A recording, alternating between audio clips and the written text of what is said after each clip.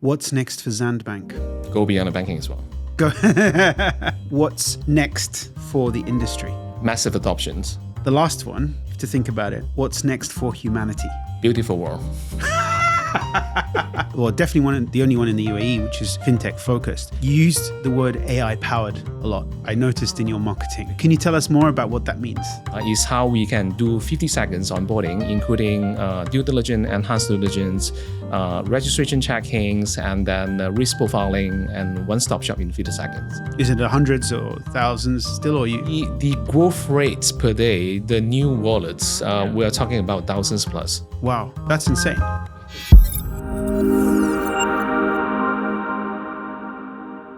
Welcome to The Next. This is Ahmed Ismail, your host today. And today I have a very special guest, Michael Chan, CEO of the infamous Zand Bank. Well, thank you for having me, Ahmed. It's great actually to be here today. Great. Michael, so for people who don't know who you are, why don't you introduce yourself properly? You'll do a better job than me. Sure. I'm Indonesian Chinese, but I've been spending time in different places like Indonesia, Hong Kong, China, Australia, and here and there. I grew up with a family that my father actually warned the kids actually not working for the others. At the very beginning, that when after graduating universities, and then I was supposed 24 hours job a day. At the night, you need securities.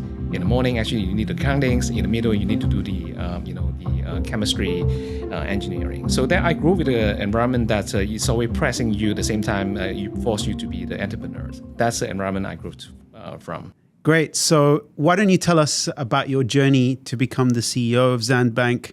How did your career progress? You said you started from an entrepreneurial family in Australia, right?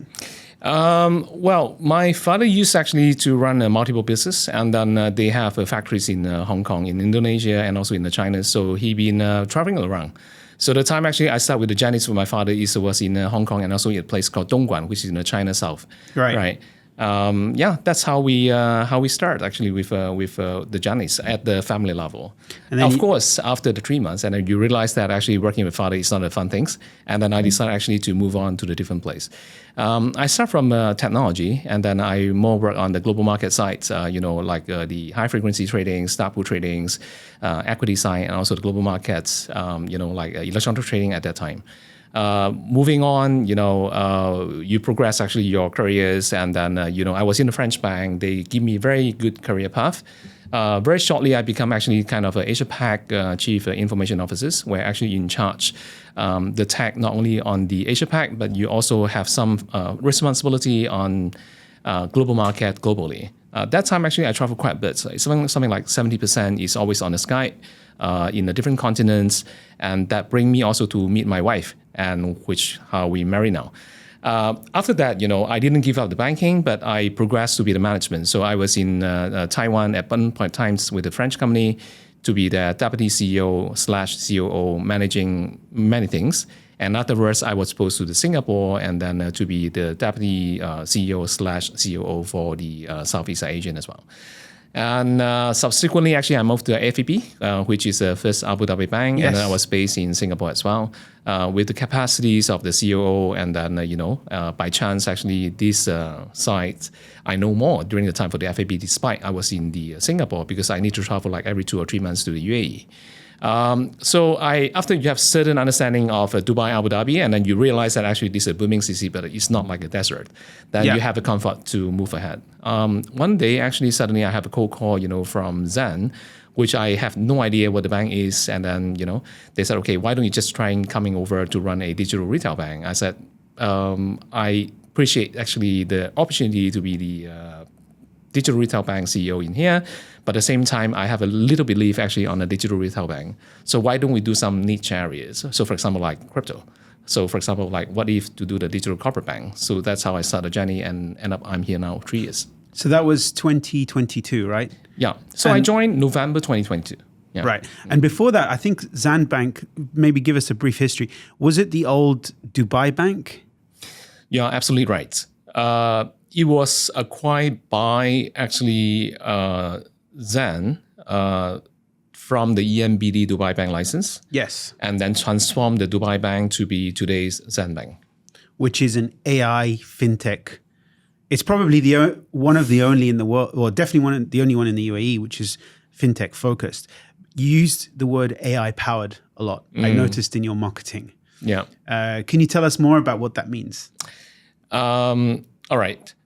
We are not only using AI. So we basically trying to propose a product to the market like AI as an agent. When you have an AI as an agent, you not necessarily actually contain yourself within the finance world. So for example, now we are pitching some smart city projects, which is beyond the banking. But of course, we will cross out with the banking product at the same time. For example, we have our own GPU. And then we are not using only, the QWang from Alibaba, OpenAI actually from Azure, and also Claude. We have a refined large language model, which is a layer actually about the large language model. We have a non-commercialized product today, which is actually like the HR agent, compliance agent, virtual RM agents. And then I demonstrate actually in the World AI Summit back to August in Shanghai, is how we can do 50 seconds onboarding, including due diligence, enhanced due diligence, registration checkings, and then risk profiling, and one-stop shop in 50 seconds. Amazing. So you will see very soon in the markets.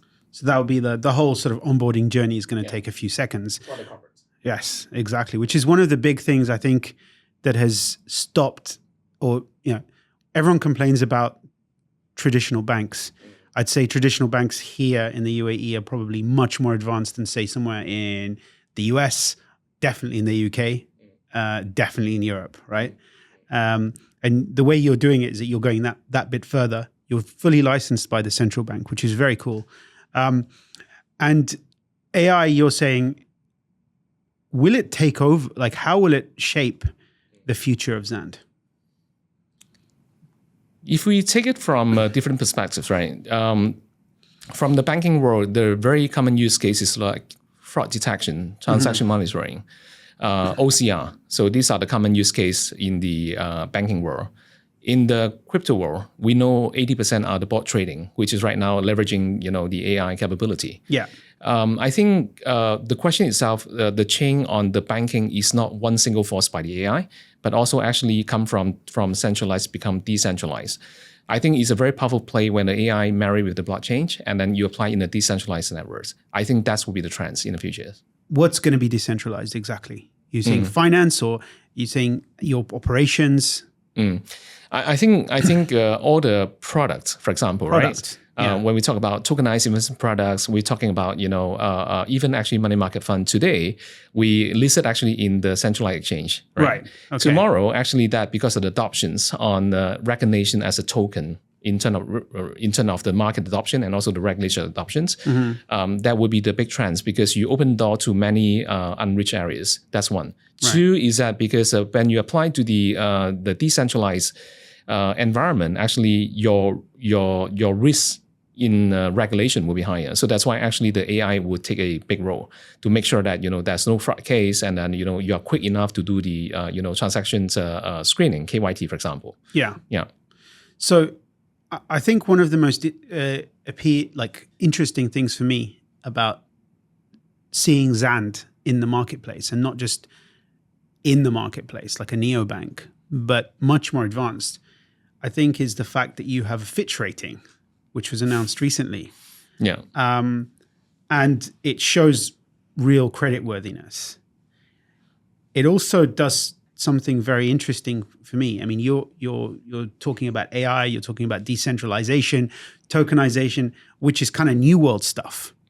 But also, you are well entrenched in the old world. And I think that, for me, is the key thing for adoption. That is the gateway for adoption for virtual assets. So how do you think about that? It's a very good question. If you look at actually the mission statement we put in the website for the Zand, is that we said we are bridging a TradFi and a DeFi because we have a strong belief that it's emerging right now. You will soon very see from Zand probably in a few weeks' time, and then we promote actually a program is called One Bank, Two Worlds. What is a one bank tool works is that actually when you open a corporate accounts with the bank, by default, actually you have a digital asset wallet. So that means actually we cater the need in case of you want to accept some payments for some business reason. And then you already say that, okay, well, this is my fiat account number and this is my wallet address. Right. So this is a real bridge between the two. Now, if we jump again a bit actually to see what happened in the US, for example, right? BNY Mellon is very famous, one of the largest custodians, yeah. But maybe not be so aware actually by the people that in fact BNY Mellon today is already having 80% of digital asset custodian for the whole US. Yeah. So you can see that bank is always play a role to be trust, and that's why credit rating is important to the bank, because I need to wear the hat with the bankers. On the other hand, actually that I custody you the cash, but I play the same role to custody also the digital assets. Yeah. Right. So I think this will be the main trends, and that's also serve actually the mission statement. That's what Zand is doing, is bridging the TradFi and DeFi. It's bridging TradFi and DeFi, and that's and a lot of, I think one of the things that I'm in the virtual asset business, but I also come from a world that's very skeptical, and I think one of we see the UAE right now as being the global hub for virtual assets. I mean, 5-10 years ago, it was just nascent. It was a competitor. It was emerging. Now there are several different regulators in the UAE, all regulating virtual assets, digital assets, and even potentially, you could argue that the DIFC is going to be regulating AI as well. With all of that, this serves as a sort of infrastructure, regulatory infrastructure. I would also see that adoption for virtual assets. How do you see it right now? I mean, you're the CEO of the one of the biggest players and newest players, well, definitely the biggest player in virtual assets banking. Do you see that a lot of the digital assets that are held and adopted are still is there any real adoption? Because where is it coming from? We are enabling crypto companies and on that banking rail. From the volume perspective, we can see the real growth compared to 1 year ago. Yeah. Second, actually, the client for the crypto company no longer just a retail institution, and even actually the corporate actually start stepping into these areas. We see also from asset managers and also the family office, they try to hold also at least BTC and ETH, to be part of their investments. So we also see actually per wallet size actually is much bigger. And then from the previous something like, thousands. And right now we're talking about a few hundred thousands. So we really see actually the people adopt and also more believe. Now, in terms of the number of the investors, because we are serving actually the crypto companies, I mean the client money accounts, so we can count the number of the accounts, right? The account growth is massive. We're talking about like compare a year ago, probably the jump is more than few thousand %. Few thousand %, yes. As in number of wallets or volumes? Number of wallets. What about volumes?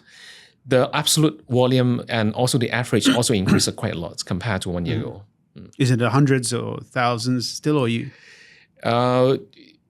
The growth rates per day, the new wallets, we are talking about thousands plus. Wow. Yeah. That's insane. It is. Yeah. But do you feel the effects of, obviously crypto has had a lot of ups and downs. You had the whole FTX saga. Then you had as they call the crypto winter. A lot of people lost a lot of money. Especially the sort of more frontier type investors, we call them crypto degens or whatever. They lost a lot of money. Where do you see the lessons learned? Do you see that people have forgotten those lessons? Or do you see that how has the market adopted so that, something like FTX, people scared the hell out of a lot of people, right? How did that lesson affect the market? And do you see that your customers, your clients have moved on from FTX? The market has been improved a lot by, number one, the investor awareness. Number two, the regulators have more stringent regulations. Number three, actually, that's the risk appetite for the people actually also trying to lower in case of you are playing the double role. While your exchange is the same time you're custodian, and then people say, hey, hang on, I would like to use my self-custodial wallet itself. I actually custody my key with you. So I think there are many parts actually has been way more improved compared to a few years back. Regulation-wise, I think many countries also think that the custodian should be the role for the bank instead of the role for the VAS. I think this is happening as well in many countries, including Singapore, Japan. I feel that actually UAE is for the same. That's also one of the reasons actually why Zand actually insists very much to have their own digital asset custodian, which is serving our corporate clients. With VARA, right? Yes. Yeah. Okay. Yeah. And how do you see the interplay between VARA and the central bank playing out? I mean, the fact that we're having this conversation is amazing, I think, because if you compare, I always diss and say bad things about like the UK and the EU being very old and trying to retrofit crypto regulation into something that's TradFi. But I feel that the UAE is also trying to do the opposite, being very nimble and moving quickly. Where do you see the interplay between all the different regulators, such as CBUAE, VARA, and how does that all fit into the Zand story? The bank is under the supervisions of the bank. But the bank, when we choose the role of, not only the TradFi, we are, of course, we need to under supervision of the VARA because we have the bank in Dubai. If I compare 2 years ago, when we were the first one talk about trying to apply the dirham stablecoin 2 years ago. When it's 2 years ago, actually, we talk about, we be the banks, to do custodian. And the headwind actually is quite strong because that they will say why bank is doing the non-bank things. But the maturity, we can see actually VARA not just going one way, but they are trying to be on hand in hand to adopt the bank to be able to follow their regulation. I'm saying that because of VARA regulation is set for non-bank, because most of the players actually are not bank. Yeah. Now, we were the first one actually say that, what if we are the bank, we try to do the same? So that's why they try to adopt very much, that what should be the revision on the regulation in order to adopt the institutional players. At the same time, central bank actually also learning, quite a lot on the fintech side and also the virtual asset side. They have the fintech departments. They have a self-education within the different pillars and what should be the adoption, what should be market practice international for the virtual assets.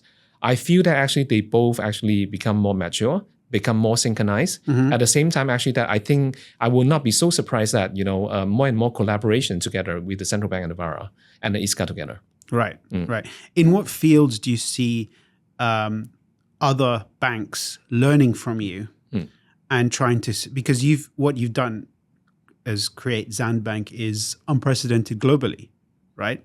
It's pretty much the only real bank in the world at the moment that is, properly marries TradFi with DeFi, right? How do you see other banks catching up? And do you see them as a threat? And, obviously you want to grow as quickly as possible and create that moat, but how quickly will that moat disappear and how will it change? For all the bankings, in the today and even the old day, actually we compete the same product. But provided that, what is the competitive advantage of A bank and B bank where they provide the same product to the same client? The journey for the Zand Bank is that actually we always ask ourselves, the first thing is that why bank to Zand? So that's how come to the ideas, what is missing in the nations. At the second phase, when the banking is become more mature and more open actually on digital asset side, and then you cannot prevent actually you have competitors coming. And I think this is a healthy competitions. When you have more competitors, actually you will make yourself the regulation more complete, right? The same time, actually, you will even actually fine tune the pricing. That means actually the pricing to the end customer will be more cheaper, right? And then more accessible. I think we do need actually the other players come in order to make actually UAE be the real crypto hub, for the world. Yeah. Okay. And where do you see those other competitors coming from? Do you see a lot of international banks coming in and trying to do the same, or do you see the local players trying to do that? Where do you see the movement coming from your competitors? We have friends, but we don't have competitors, right? So we can always work together. I mean, there's no such thing you dominate the markets. I mean, you always need actually your partners to improve yourself in certain areas. I think conventional bank, big bank, to their point of view, actually the revenue perspective on the crypto is too small for them, right? But the potential risk on the dollar clearing imposed by the US sanction risk can be high as well. So it's not just the bank saying that I want to do that. It's not only the technology, it's not only actually the the commitment for the bank, but also that would the bank actually calculate what is the worst scenario in case actually you have something wrong, whether you got sanctioned by the US. At the end, I think it's a risk appetite statement for the bank, whether they want to do it or not. I do believe actually the big bank will follow, like in the US. But that would take quite some time because you are rewriting your whole book. It's not like, I extend one product. The thing we are doing in the Zand is not simply say enable another loan or enable deposit. You need a lot of things happen in the back. Number one, actually, your board need to support your visions. Number two, your risk appetite statement can really do the things. Number three, you know the pain point for the market and also regulators. Number four, the technology actually you can catch up as well. Because now you're not competing with the bank, you're competing with the VAS. And the technology the VAS is talking about, very quick, right? Right. Yeah. And in terms of the pipeline for, say, the next 2 to 3 years for Zand, you've mentioned how wallet growth, you've now gone into the black, right, from a bank, and you're profitable. You have a Fitch rating. Sorry, is it Fitch? It's Fitch, yeah. Yeah, Fitch rating now. Yeah. What's the next growth trajectory? Is it more like a hockey stick, or is it more stable? And then what lines of business do you see Zand going down and exploiting? Very good questions. We launched on the 29th August the Zand Pay. Zand Pay actually is a payment solution. It's like a POS machine, in a merchant that you can spend.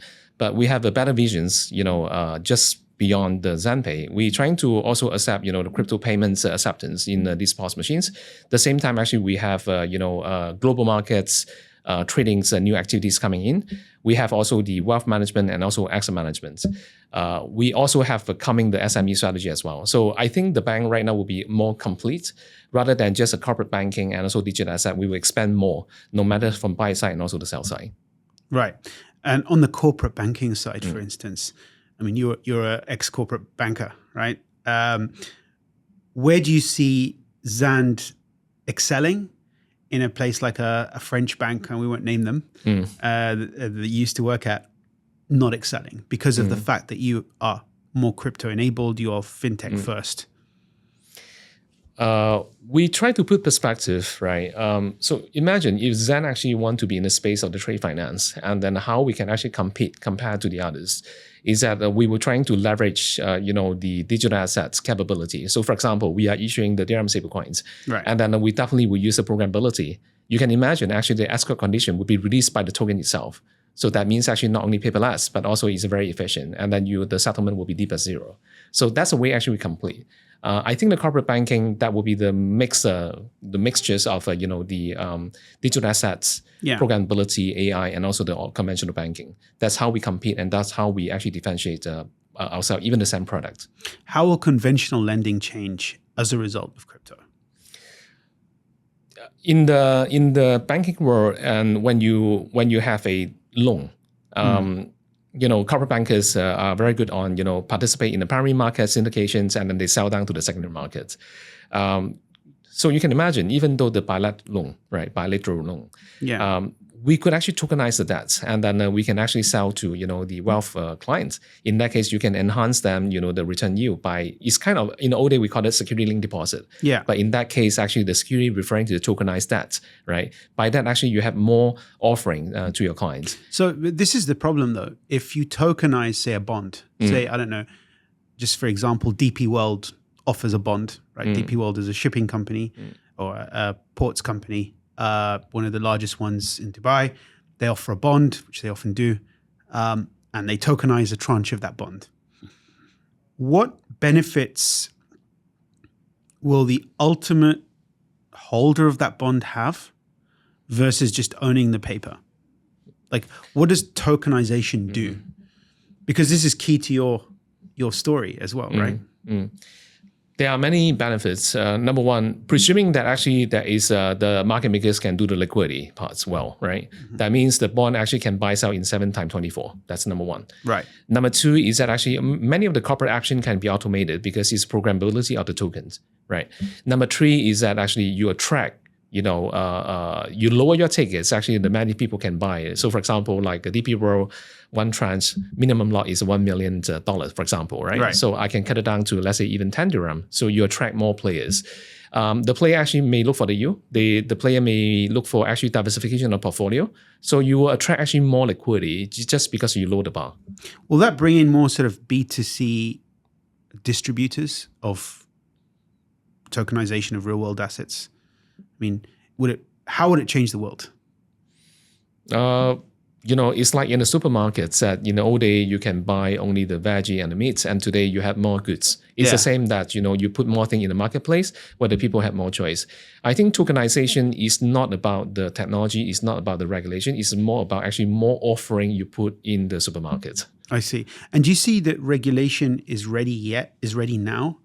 The reason I'm asking is obviously you're brand new in the market. You've been here for 3 years. Not you personally. Well, you personally, yes, but Zand has. But there must be some pain points as you go through this journey. What is the biggest pain point that you have at the moment? Are you referring to the tokenization, or are you referring to in general? In general. Okay. All right. Well, let's start with tokenization. Yeah. Let's start with tokenization because the general one we can deal with at the end. It's like a therapy session. Sure, right? Why don't we start from property tokenizations, right? So we participate, first batch of pilots with, control alternate and also the Preco. We tokenize, Zand actually played the role as a banking role, right? Control alternate actually played the role of tokenizations. And then they're using Ripple to do a custodian and also using XRP for the chain. Now, Preco is doing to source actually the property and also to do distribution platform. Now, that program actually lasts 12 months, right? The sales is amazing. Yeah. The best sell actually is 1 minute 53 seconds, 2,000 tokens sold, for 1 unit, so of a value of 2.3 million. Right. Subsequently, actually, there are many, so it's very quick speed. The lower one actually will be 1 minute 56 seconds. You can see it's quite consistent. There are many tractions in the market. It proved, despite it's less than 50 property in the market, but it will test out actually many things. Number one, if the regulators are comfortable that for the end-to-end process. Number two, if the investors is comfortable even just buy from primary market. Right. If the property developers is actually comfortable, but because you have to pay also the cost on tokenization, distributions. In return, actually, you save the money from tax 2%, but also the middleman from the brokers. So I think this is a testing on end-to-end because you have many different participants. Now, for each participant, they have their own pain point, right? From the property developers, they will say, hey, you know what? I tokenize, maybe have more buyer. Now they're testing. From tokenizing point of view, I issue, then I try to apply the token issue license. Are we sure that actually we are safe in front of regulators? Now they put a pause as well. To the DLD, which is also take a pause. It looked like a good ideas before we expand. Let's take a pause to see end to end also whether it's good or not. I think this proof is worked very well. So that's why actually many companies come to Zand to say that, hey, can you do the same program, for us, which is a different developers. We see very strong pipeline coming to us. And then of course, we will actually work with the partners. Now, moving aside from property, right? We need to understand one thing is that it doesn't mean anything that you tokenize everything. What exactly the market demand, right? Yeah. So if you think in two perspectives, the best example I can give you is that actually I don't name actually the painters. There's a one priceless art piece. Yeah. Where they actually put in options in London, where the price cannot be priced correctly because it's a masterpiece. And it was fight actually between the family member because actually the painters passed away. Yeah. You can imagine actually because of the inheritance fight. Yeah. Where one piece of art you cannot cut, 3 pieces. Yeah. So you tokenize it. You only way to tokenize it. But on the other hand, that you appreciate, right? So basically you can imagine it's like a redemption bond. Right. Right. So I put my art actually, in a temporary ownership to you, where actually I have the right to buy back. So it becomes structure rather than just a vanilla token. Right? Yes. We see a lot of evolutions, and there's a reason why you tokenize. we think that actually the most tokenized asset would be popular this day will be 3 different class. Number 1 is a gold. Number 2 Gold. actually is a property. And number 3 is a debt, which you can say also the money market fund as well. Debt as in public debt? Yes. Or private debt or both? Private debts in the public debt as well. Okay. Yeah. How about sort of on the topic of capital markets, equities? Where do you see generally, like right now, both you and I come from this world. There were banks, investment banks that used to run IPOs, right? Public debt offerings. The JP Morgans of the world, the Bank of Americas of the world. How will tokenization disrupt, and how presence of someone like Zand disrupt how they do business and their business model? Because, tokenization of, we mentioned the DP World offering. How do you envision it? That may be 2 track, I think. The first track is that for those actually not qualified to the main board in the major exchanges, where in the purpose is to raise a capital, they will choose a separate route. And this route probably will be the IPO equivalent actually on the decentralized exchange way. We see a lot of projects, right? We call it project, but we don't call it IPO. It's the same purpose. And in the old day, actually, we call it ICO. I think when the regulation is more mature, and then that will be clear to stream that small player probably before they groove, before they prove totally the concept, but they have an issue on the credit line with the bank, but at the same time, actually, they want to attract, the public investors. They may go for the route for this kind of, project routes in the decentralized. After getting mature, they will go back to the main boards, right? So I think that will be one trend. The second trend is that actually for the corporate, they may think twice in terms of cost perspective, in terms of liquidity perspective, whether actually it makes sense to go to the main exchanges and then, to list my IPO, but at the same time, I tokenize my stock. Or I should just tokenize stock rather than I go to the IPO. Why? Because you think about it, if you are being listed company, it's very pain.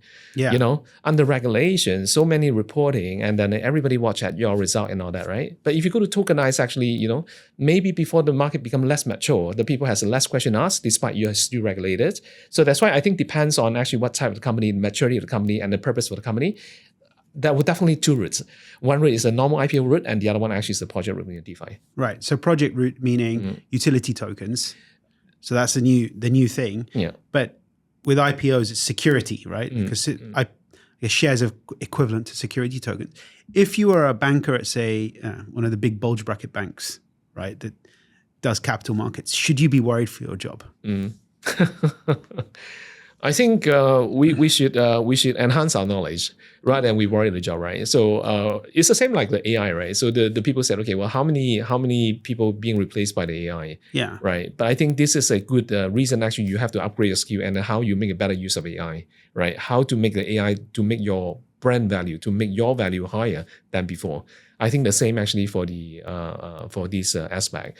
When you have different tracks, different methods for the fundraising, and then I think the bankers always follow the money. So, I mean, they will find a way. They'll find a way, wouldn't they, to find a new job? So do you see, like as a CEO of a bank, you've seen obviously how to run a bank in the TradFi world versus where you are today, which is a completely different company, very well capitalized, regulated, Fitch rating, etc.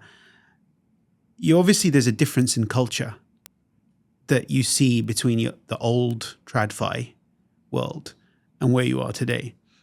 How would you compare the two cultures, let's say at Zand versus your sort of at a bulge bracket bank or a French bank or something? It's very different. I think it's different not only because of the French bank. I think in general, so let's say we have conventional banking and let's say the new type of banking. Conventional banking, it works because of they create a system and then it able to scale quickly, right? It scale quickly in the way that, so for example, I have more business and then I can scale my system, I can scale my people, I can scale actually my appetite as well. Now, in the new track will be different because in the new track, actually, you're talking about the evolutions of the different product that can be generated like in the same day. You can have more product in the next day. We go to that stage of the Zand. Actually, we run the bank in a very different way compared to the conventional banking. We first set up a boring banker camp, And also the digital asset team were actually with the first condition, they never work in the bank. Right. We understand that actually the two camp actually cannot emerge easily, but at least, we show to the client that actually, we are able to speak actually a digital asset language. At the same time, you have a trust from the bank, right? Now we see that's emerging in a way that, for those younger fellow in the digital asset camp, say that, hey, but it's why I need to learn about banking. And by itself, actually, they learn about more actually what the regulation is and then what the conventional banking is. The same time, actually, the O camp, which is the banking camp, has a lot of requests from the corporate. They are forced to learn that what's exactly the different products in the digital asset world. And of course, we're talking about not only like the spot market, derivative market of the digital asset, and there are many difficult asks by the clients. How can actually I enhance my yield by 11%, for example, right? So conventional product, can you tell me how? No, there's no way actually lower the risk. Or keep the same risk but higher the yield, right? But in the new world, actually, there are techniques actually you can do that. So that's why they are forced themselves to learn about how to answer the question to the clients. Yeah, so it must be a real challenge in having that. And where do you see the two different cultures, right? You've got like more of a startup-y tech culture married to old school banking who come into the office with a suit and tie and then you've got your younger guys coming in t-shirts and jeans, right? How do you control a culture in your organization? Like, how do you merge the two? Does it work, or is there like a unify? Do you have to be very strong as a CEO in doing that? Do you keep a very sort of flat culture? And how do you merge the two, where you have the structures that you need to be a regulated institution with the camp of sort of startup disruption, etc.? How do you marry the two? Actually, worse than two. We have three camps, and then another camp is an AI camp. The AI camp. So the AI camp actually is very different than digital asset camp, and it's very different than the banking camp. The model we are running is we run as, on one hand, is a conventional banking. You can imagine you have a coverage who is managing relationship with the clients who open the door as well. Yeah. When you come to specializations, for example, the client has a need on global market, and then they will put a colleague from global market side. Digital asset is kind of product class. So imagine it's like, for example, you come to my bank saying that, hey, can you give me some digital asset product coverage actually with you, relationship built, and then they will pull in a colleague from the digital asset and then, to give the advice. So that's actually the conventional way. Now, the new way is that how can we cross-sell actually the vast client for conventional product, right? Now, because there are many actually of the vast founders, actually they are very young. They are actually, from the day one, actually they're talking about it's already in fintech or they are in the vast. The OG start from 2013. Right. We talk about Bitcoin mining because of the, the excess of electricities, and then they force them to use in a different way. I think it very well because of when you go to certain size, and then for the vast, they will think about one thing is that how can I diversify my risk?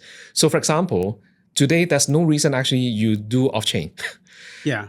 I put on chain my my stablecoin, the yield generation is way better than my fiat, right? So in that case, why should I actually to put a US dollar, lend US dollars, and then put that collateral for the bank where actually it's just a tiny in terms of collateral value. But at the same time, they said, hey, we have to work on the worst scenario. Now we are big enough, in case one day, right? What are you going to do? I think we are in a very sweet spot that we can actually advise on the both side. And then because of this, the digital asset team is able now pull the old can coming and say, hey, you know what? I don't know what they're talking about, but I'm sure that you can advise them actually how are using the conventional banking tools to help them to diversifications. So you don't have a problem of people working in silos too much? No. We force them to sit together as well. Okay. Going into the market and talking about, some of the interesting developments in the world. We talked about, maybe before the camera was rolling, the Genius Act, right? And how that's going to impact the stablecoin world. At the same time, you have, this is my view, personal view, is that the Genius, obviously not getting into politics, but the Genius Act was probably pushed to push aside any discussion about a US CBDC. Whereas here in the UAE, there's a big push towards the digital dirham, as in the national CBDC. You as a stablecoin issuer, as Zand. Where do you see that there is a conflict between the two? Do you think the two can work together, of having both a CBDC and various stable coins? I'd like your sort of reaction and views and thoughts. Very good questions. I mean, it's a common question being asked many times, right? I try to take different perspective first, right? The money movement today is mainly actually based on the business. Yeah. Trade flow is a majority flow of the money, which is the reason actually there's one buy side, one sell side. You need to do a settlement. One side need to pay, the other side need to receive the goods. Today on the trade market actually mainly is settled in the US dollars, right? Right. Now, when US existing administrations, governments say that I prefer actually, to do more stablecoin, CBDC actually, we can put as the lower priority. That would mean actually US dollars on CBDC will be out of the game of the CBDC. Yeah. One of the main objectives, if you compare actually CBDC versus stablecoin, what is the main difference? Is the issues, right? CBDC is an issue by actually the central bank of the country, where actually by default means actually you have no settlement risk because you trust unless the country defaults, right? Yeah. Now the stablecoin actually is a private issues, no matter you are bank or non-bank. So you run the different, counterparty risk profile. Exactly, versus actually the issue risk perspective. You're reliant more on the auditors, right? That they're actually, they're saying it is 1-to-1. So such as like with USDC and USDT, USDT, no one really knows, but USDC, we know that it's 1-to-1. Even when, the banking crisis in the US happened, USDC was fine. Yeah.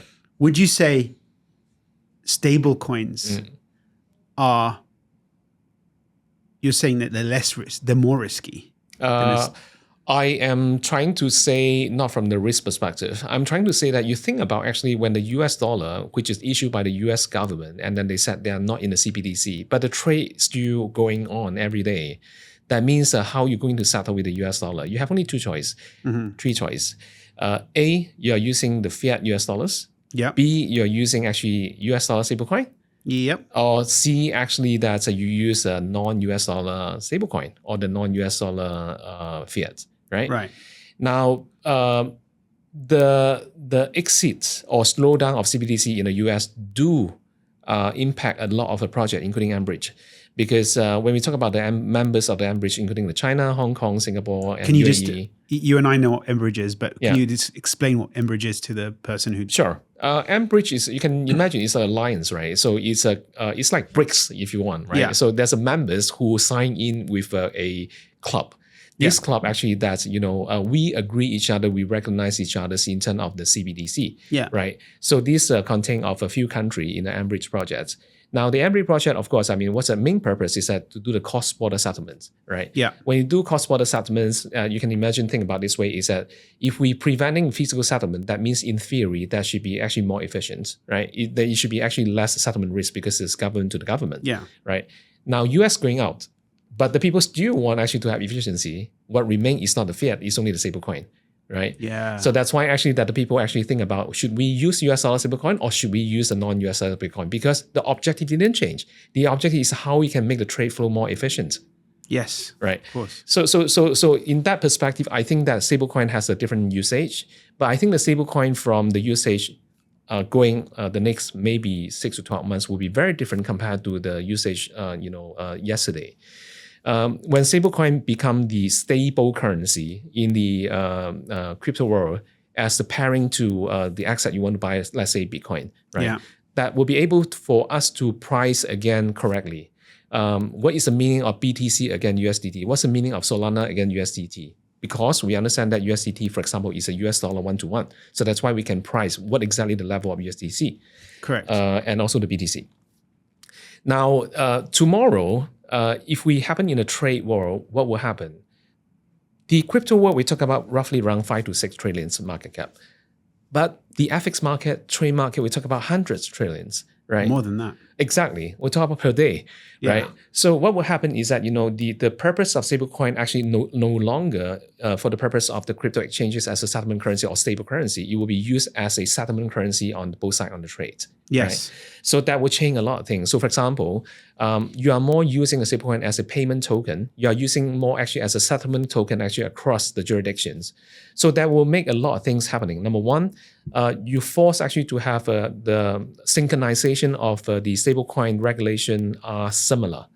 Today, banking world work under the BIS, FATF guideline. We have some standard guideline like Basel, right? Yeah. I think what tomorrow will happen is that the stablecoin will have an equivalent guideline and force maybe the same body like BIS, FATF, and all that, right?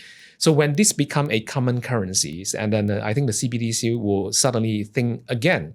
Should we actually do also part of those, or should we actually do different purpose? I think the CBDC make different when the US in or US out. Now, the CBDC objective from the central bank is very clear. That is for the wholesale or the retail. But I personally think that actually the wholesale environment, actually, you need a counterpart. If your counterpart actually is not in the club, yes, that means actually even though you have the CBDC, you cannot serve the purpose of the cross-border settlement. Now, the question is that now, what about the retail CBDC? I think it's a matter of adoptions. To the users, actually, it's quite transparent. To me, I'm a very lazy guy. I never actually put my wallet. I have only my phone. Yeah. When you pay, no matter ePay, QR code, whatever, we do everything on the phone. Tomorrow, even the CBDC is the same. You will not know whether it's a fiat, whether it's a card, or whether it's a CBDC. So we will not feel it, right? But when you enter the second stage, is that to use the programmability, that will start changing, right? How so?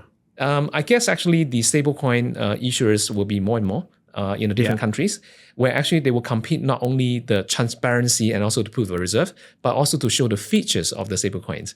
So unless the CBDC will be quick enough or the stablecoin will be quick enough to compete each other's, the one actually will adopt will be the one actually have more features. For someone who doesn't know much about CBDCs or stablecoins, what programmable features of a stablecoin will there be versus settling in dollars?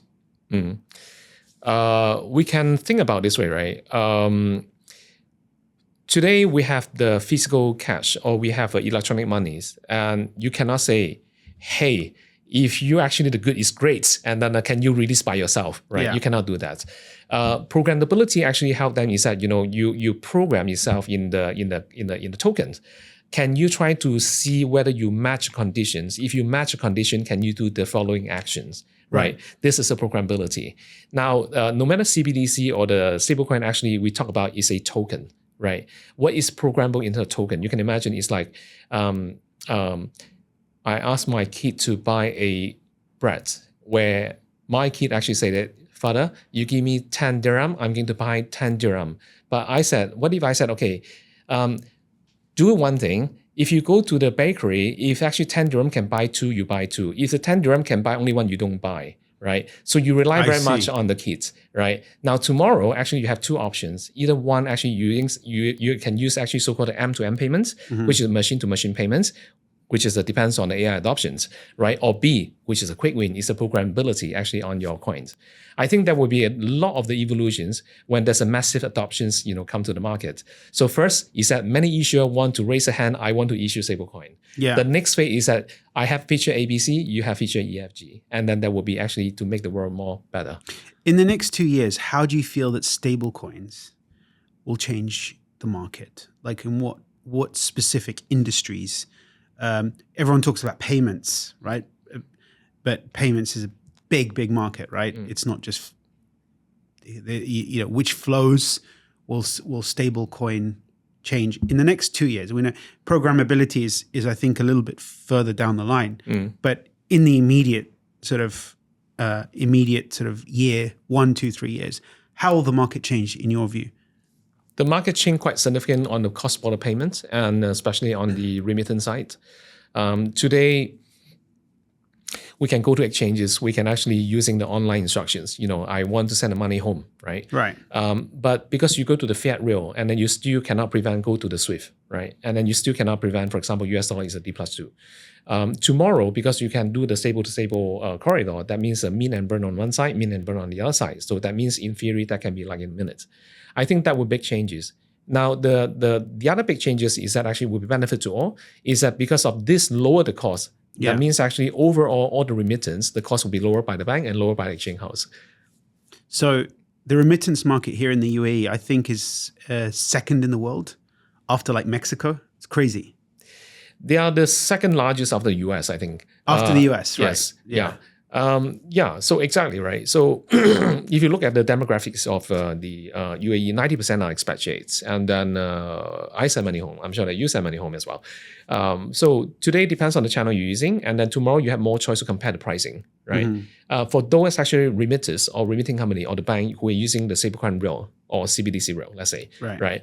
And then you will find a cheaper price, or you can actually have a faster delivery. So let's say I have some family needs over the weekends, and then today I cannot send, right? Today I can send actually just because maybe some exchange house, they trying to take the position by themselves, means they pay first while they're waiting for the D+2 over delivery. It's not the real settlements. But tomorrow, I think that you will really happen, maybe even wallet to wallet. For example, today we have a lot of a scheme between the UAE and also India and also China, right? With the UPI, you have an instant settlements. I think that will happen also in that channels. And do they use stablecoin rails, or do they use? I mean, most people still weirdly use what is it?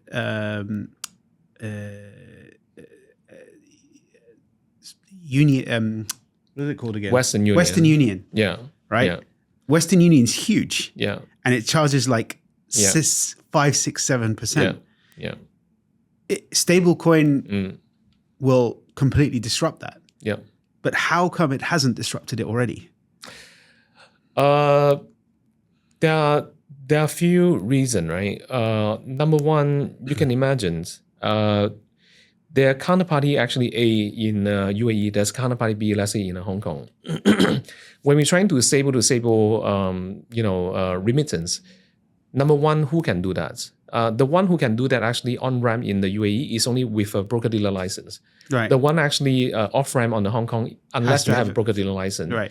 Now, if we take a look, actually, is there anyone who has a very good coverage where actually they have a both side the license? May not be. Right, so that's one reason. The second reason actually is that whether institution can adopt the stablecoin. If the institution can adopt the stablecoin, where the stablecoin, when in that case the institution on designated country can partners with those licensed broker dealers to do off-ramp when they receive the stablecoin. Yeah. So I think the institution adoption can really, accelerate the whole process. Now, and do you think the institutions, big banks, will ever adopt stablecoin? We can actually try to think in the way that who are the country trying to push very hard on stablecoin. Yeah. Right. Now you will see actually that the Hong Kong right now push very hard, and then even China suddenly said that we should think about the stablecoins. I think those countries who push very hard actually on the stablecoin will have massive adoptions. In that case, the corridor will open. But you get countries like Egypt, for instance, who are completely anti-crypto, and one of the biggest countries in Africa. You get countries like in the UK, which claim that they're becoming crypto friendly, but actually, in fact, they're about 10 years behind the UAE. How will those countries ever adopt? Is it a case of the governments pushing it and policymakers, or is it a case of the big banks saying, you know what, like JP Morgan, for instance, for Jamie Dimon has very famously said, Bitcoin was a Ponzi scheme to basically custody Bitcoin. That was a while ago. Yeah, exactly. Yeah. So is it a case of the big banks pushing it, or is it a case of policymakers and regulators, do you think? Is the bank making much more money? Why they bother actually to do that in the first place, right? If they can dominate, right? Exactly. That's one. But the pressure come from, the markets, right? When there's a market demand, for example, like UAE, right? Most of the people actually, let's say they are not doing online. So let's say they're still going through exchange houses, right? Yeah. Exchange houses actually were pressurized by, maybe broker dealers, vast licensed players in the UAE when they offer the stable corridor with the partners on the designated country. In that case, you can push down the price in the exchanges. When you push down the price in exchanges, who is helping exchanges? I mean, at the end, it's a bank. So that means they will pressurize again to the bank. Yeah. When the corridor actually proved working, and then the C2C flow become B2B flow. Right. B2B flow become a B2G flow. So in that case, you will push back again, and the CBDC will be coming back. So this is the last bit of the interview of the podcast, if you like, which I ask all the guests. It's 4 questions, rapid fire. So what's next for Michael? Go beyond the banking. What's next for Zand Bank? Go beyond the banking as well. Go. Okay, 3rd question. What's next for the industry? Massive adoptions. Massive adoption. The last one, you have to think about it. What's next for humanity? Beautiful world. Very good. Very good answers. Michael, thank you very much for appearing today. Thank you so much. I think it was a good session, and this is the next. And thank you very much.